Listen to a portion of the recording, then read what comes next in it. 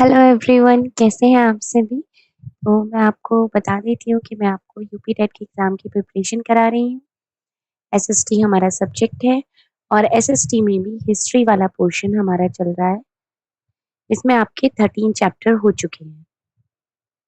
अगर आपने वो नहीं देखे हैं तो वीडियो का प्लेलिस्ट आपको डिस्क्रिप्शन में मिल जाएगा, वहाँ से आप चेक कर सकते हैं। क्लास 6 की जो एससीईआरटी है वो हमारी कंप्लीट हो चुकी है। अब ये आपकी क्लास 7 चल रही है। क्लास 7 की एससीईआरटी, जिसका आज हम चैप्टर नंबर 2 करने वाले हैं बेसिकली। लेकिन मैंने जैसे वीडियो में स्टेप बाय स्टेप आपको कराया तो उसके हिसाब से आज ये 14 चैप्टर है। ठीक है। आज जो हम करने वाले हैं वो है आपका सल्तनत काल की शुरुआत। किस तरीके से दिल्ली की शुरुआत हुई थी, किस तरीके से स्टेप बाय स्टेप कौन कौन राजा थे, कौन कौन लोग थे जिन्होंने दिल्ली पे राज करा था, ये सारी चीजें ही हम इस चैप्टर में समझेंगे। लास्ट चैप्टर में हमने पढ़ा था कि तराइन का युद्ध हुआ था पृथ्वीराज चौहान का और मोहम्मद गौरी के बीच में। किस किस के बीच में हुआ था? तराइन का दूसरा युद्ध जो हुआ था वो पृथ्वीराज चौहान और मोहम्मद गौरी के बीच हुआ था, जिसमें पृथ्वीराज चौहान की पराजय हो गई थी और दिल्ली में तुर्क शासन का राज्य स्थापित हो गया था। अब इनका जो रहन सहन था, भाषा हो गई, धर्म हो गया, या जो इनका शासन करने का एक तरीका था, वो भारतीय जो शासक कर रहे थे अब तक, जो राजा महाराजा एक तरीके से जिनका रहन सहन था, भाषा थी, धर्म थी, उनसे बिल्कुल अलग था इनका तौर तरीका।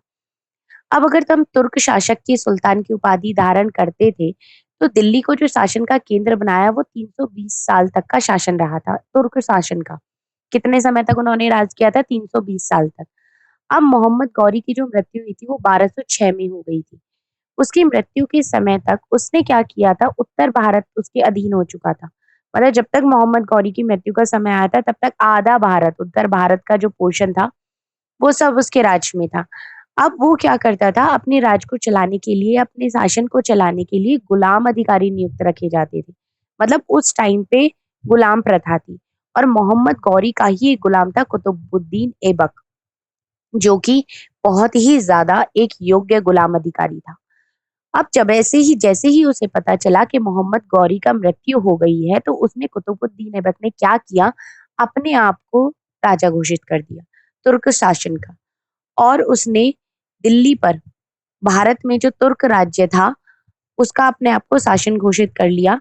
और उसके बाद जो तुर्क राज्य था वो फिर तुर्क सल्तनत कहलाया। क्या कहलाया? वो फिर तुर्क सल्तनत कहलाया। अब कुतुबुद्दीन ऐबक के बाद जो शासक बने थे अगले, वो थे इल्तुतमिश। इल्तुतमिश 1210 में सत्ता संभालने के लिए दिल्ली को इन्होंने अपनी राजधानी बनाया था, जिस जो उसके बाद से जो था, जो दिल्ली को राजधानी बनाने के बाद से दिल्ली सल्तनत के नाम से वो फेमस हो गई थी। अब उस टाइम पे गुलाम रखने की प्रथा थी। अब तुर्किस्तान के जो युवक थे, खरीद कर उन्हें युद्ध प्रशासन के काम में प्रशिक्षण देकर सुल्तानों को भेज दिया जाता था। मतलब उन्होंने गुलाम रखा, उन गुलामों को खरीद लिया उसके बाद उनको ट्रेनिंग दी, ट्रेंड करा और सुल्तानों को बेच दिया। इसलिए वो क्या कहलाते थे? वो गुलाम कहलाते थे। अब सुल्तान की सेवा में जब योग्य, होनहार गुलाम, ऊंचे और जिम्मेदार पद सौंपे जाते थे उनको, तो उस तरीके से मोहम्मद गौरी की सेवा में भी ऐसे कई गुलाम थे। मतलब पहले उनको ट्रेंड किया, ट्रेंड करने के बाद उनको दूसरे सुल्तानों को बेच दिया। लेकिन बेशक वो गुलाम थे, लेकिन काबिल भी तो थे, होनहार भी तो थे, जिम्मेदार भी पद उनको सौंपे जाते थे। उनको लगता था कि हाँ भाई, ये जो है ये रिस्पॉन्सिबिलिटी उठाने के लिए तैयार है, तो उसी के हिसाब से उसको पद दिए जाते थे। अब सल्तनत के सामने चुनौतियां क्या क्या थी? अब सरदार जो थे, जिन्हें अमीर कहा जाता था, वो तुर्क और अफगान के कबीले होते थे। अब इनमें जो थी, इनमें कास्ट सिस्टम था, जातीय श्रेष्ठता थी। सल्तनत में ऊंचा स्थान पाने की होड़ लगी रहती थी कि भाई किसको ज्यादा ऊंचा स्थान मिलेगा। अमीर सरदार जितने भी होते थे उनमें से ही सुल्तान होते थे। और सुल्तान होने के लिए क्या-क्या चीजें चाहिए होती थी? आपकी सैनिक योग्यता होनी चाहिए थी और आपके अंदर शासकीय क्षमता का विकास होना या शासकीय क्षमता होना बहुत ही ज्यादा इम्पोर्टेंट होना चाहिए था। अब अगर ये सारी चीजें आपके अंदर थी तभी आप सुल्तान बन सकते थे। अब तुर्क अमीरों का समर्थन प्राप्त करना भी संभव था। अब अगर हम सुल्तान की बात करते हैं तो वो ऐसे ही नहीं, उसके लिए सपोर्ट और उसका विश्वास होना भी उसके ऊपर बहुत ज्यादा जरूरी होता था। और ये एक चीज हमेशा रहता था कि कहीं ये जितने भी अमीर सरदार हैं, ये सब लोग आपस में मिलकर कोई षड्यंत्र ना कर लें और जो सल्तनत है उसके ऊपर एक तरीके से एक इनसिक्योरिटी वाली फीलिंग वहां पर रहती थी। अब जो सुल्तान था वो धर्मावलंबी थे तथा बाहरी देशों से आए थे, इसलिए भारतीय जनता पर शासन करने के लिए तुर्क अमीर हो गए या उलेमा जो धार्मिक वर्ग के थे उनको खुश करने के साथ ही हिंदुस्तानी जनता से भी सतर्क रहते थे, क्योंकि क्या होता था कि विद्रोह करने का भय हमेशा बना रहता था कि कहीं कोई आक्रमण ना कर दे, कहीं कोई हमारे खिलाफ ना हो जाए। तो सल्तनत कालीन शासकों ने क्या किया, अपने इंटरनल लेवल पर शांति बनाए रखने के लिए और बाहर के आक्रमण से रक्षा करने के लिए बहुत ही ज्यादा एक मजबूत सिस्टम बनाया। अब इसमें कौन कौन से वंश थे जो दिल्ली सल्तनत में आए थे, उसमें आपका सबसे पहला आ जाता है तुर्क वंश, उसके बाद आता है आपका खिलजी वंश, उसके बाद तुगलक वंश, फिर सैयद वंश और उसके बाद जो लास्ट आपका आता है लोधी वंश। ये आपको सीक्वेंस में लगाने में भी पूछ सकता है कौन सा वंश पहले आया था और कौन सा वंश बाद में आया था। तो अगर आप अपने नोट्स में ऐड कर रहे हैं तो ये पॉइंट को जरूर ऐड करिएगा। अब सबसे पहला जो तुर्क शासक था गुलाम वंश का 2006 से 1206 से लेके 1290 ईस्वी तक। अब ये थे आपके, इनमें सबसे पहले जो आए थे वो थे आपके कुतुबुद्दीन ऐबक। कुतुबुद्दीन ऐबक के बारे में अगर हम बात करें तो हम सबसे ज्यादा एक चीज है जो हम जिनको जिसकी वजह से हम इनको जानते हैं वो है कुतुब मीनार। ये कुतुब मीनार कुतुबुद्दीन ऐबक ने बनवाई थी, लेकिन वो पूरी नहीं हुई थी, उसको पूरा इल्तुतमिश ने करवाया था। अगर हम 1206 की बात करते हैं तो मोहम्मद गौरी की मृत्यु हो गई थी, उसके बाद कुतुबुद्दीन ने अपने आप को भारत का पहला तुर्की शासक घोषित कर दिया था, लेकिन उसको लाख बख्श कहा जाता था। अब इसका क्या मतलब होता था, मतलब वह लाखों का दान करने वाला दान प्रिय व्यक्ति था। अब भारत में उसका ज्यादातर जो समय था वो सैनिक गतिविधियों में ही बीता था। कुतुबुद्दीन ऐबक की बात चल रही है। एक बहुत ही इंपॉर्टेंट इसमें पॉइंट आ जाता है, वो है आपका 2.5 दिन का झोपड़ा। ये 2.5 दिन का झोपड़ा किससे रिलेटेड है, कुतुबुद्दीन ऐबक से। एक भवन निर्माण में भी उसको बहुत ही ज्यादा इंटरेस्ट था, इसलिए उसने कुतुब मीनार हो गया, कुव्वत उल इस्लाम मस्जिद हो गया, अजमेर में 2.5 दिन का झोपड़े का निर्माण करवाया। इससे क्वेश्चन ऐसे बन सकता है कि 2.5 दिन के झोपड़े का निर्माण किसने करवाया, कुतुबुद्दीन ऐबक ने। कहाँ पर करवाया, अजमेर में करवाया। या ये आपसे मैचिंग में भी पूछ सकते हैं, 2.5 दिन का झोपड़ा और अजमेर, तो आपको मैच करने में भी आ सकता है। अब कुतुब मीनार की जो शुरुआत थी वो ऐबक ने करवाई थी, लेकिन इसको जो पूरा करवाया था वो इल्तुतमिश ने करवाया था।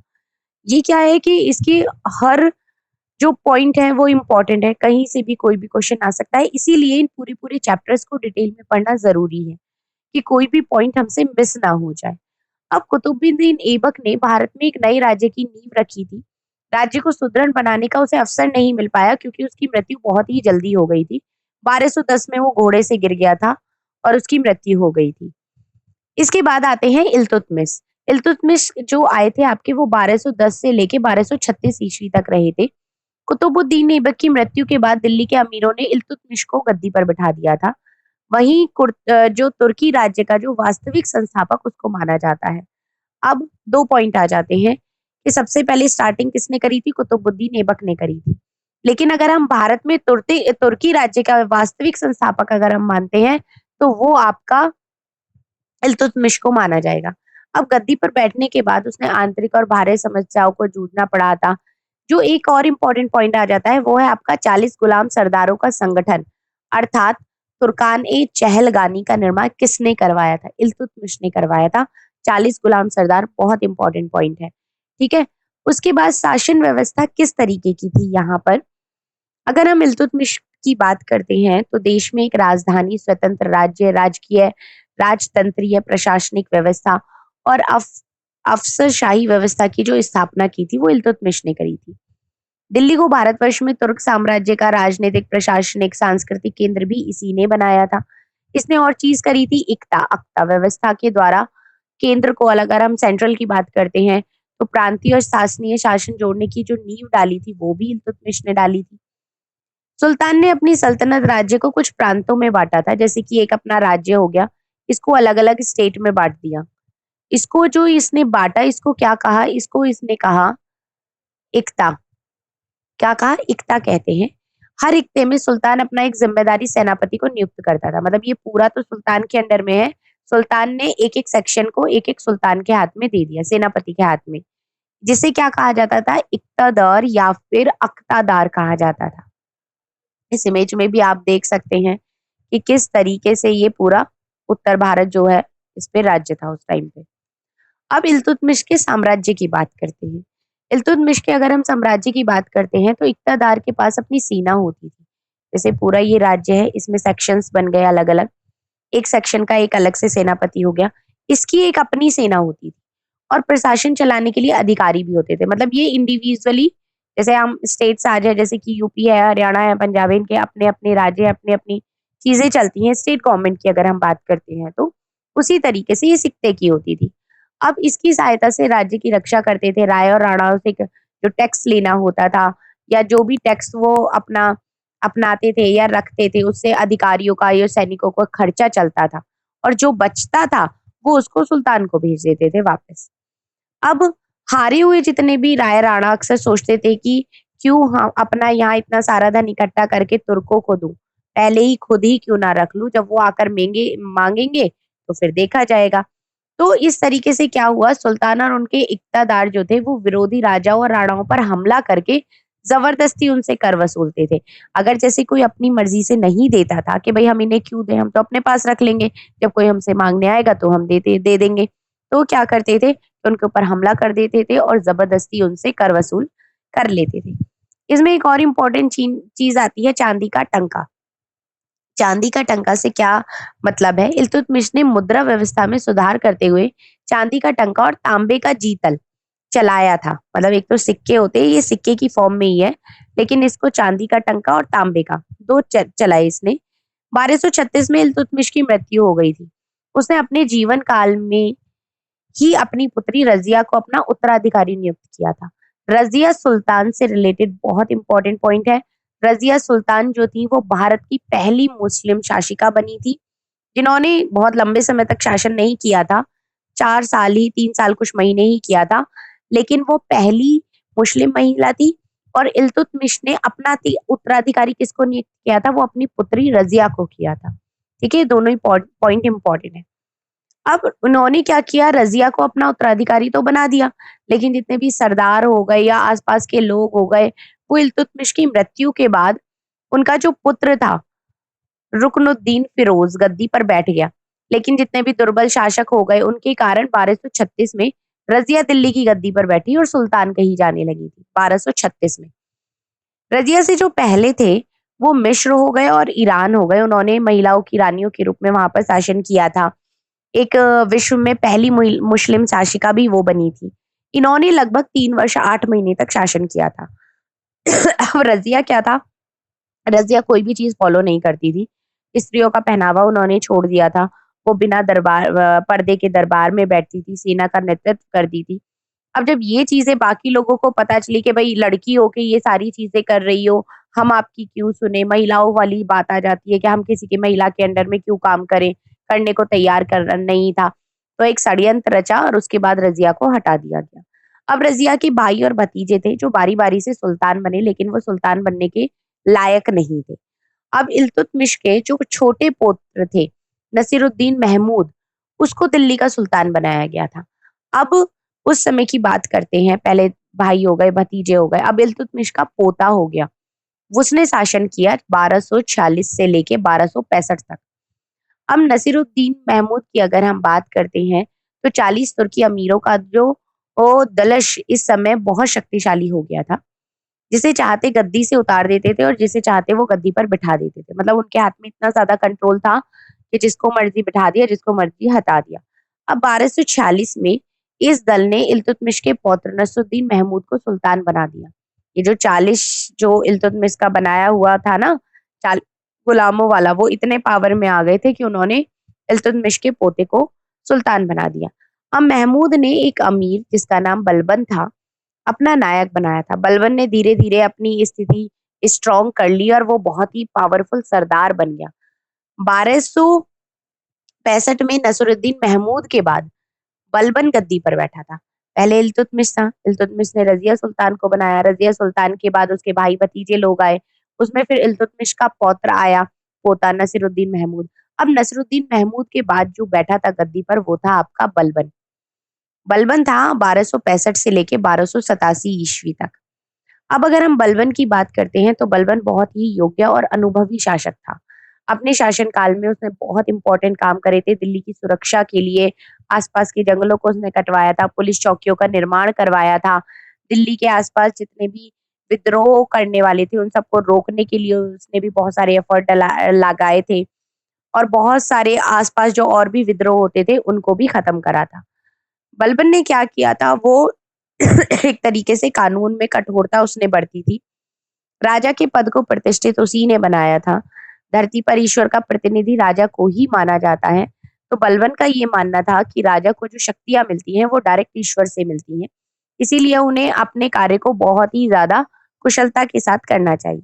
अब वो क्या करता था, वो दरबार में बहुत ही गंभीर मुद्रा में बैठता था, कभी मजाक नहीं करता था, कभी हंसता नहीं था।